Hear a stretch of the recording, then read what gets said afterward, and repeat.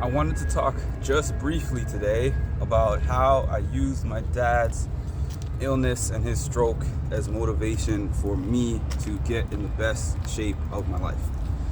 I remember I got in the worst shape of my life at the beginning of the pandemic, as a lot of people have. I gained the pandemic 15, as I called it, and then the pandemic 25, so on and so forth. It just kept going up. And I didn't know what to do. So I reached out to a trainer. I figured out a game plan with the trainer.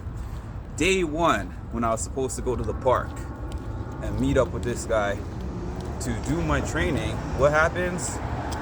I get a call from my mom that my dad is hospitalized because he had a stroke.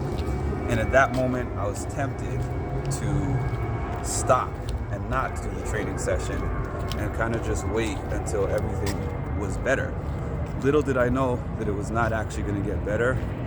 It was going to get worse with time. So what I ended up doing and saying, I went and I saw him in the hospital, and at that point in time, I said to myself, I have to do better. I have to be better. Now is the most important time for me to get this shape that I need. Not just because of aesthetics, but because I don't want to end up here where he is.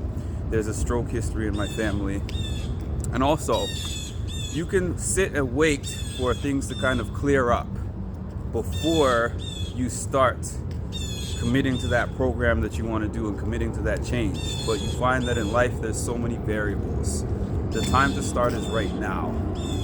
And if I wasn't dedicating my time to fitness like this, it's a possibility that I could be deep in a depression, gaining more weight, and et cetera, et cetera. So that's how I used my dad's illness as motivation to get me to where I am now and where I continue to move towards. In addition, I watched the man struggle to keep use of his arms, his legs, his body and everything. It was hard. He did a lot of physical therapy, occupational therapy, speech therapy. Those who have seen this know what I'm talking about. So that was my little thing about how I use that as my motivation.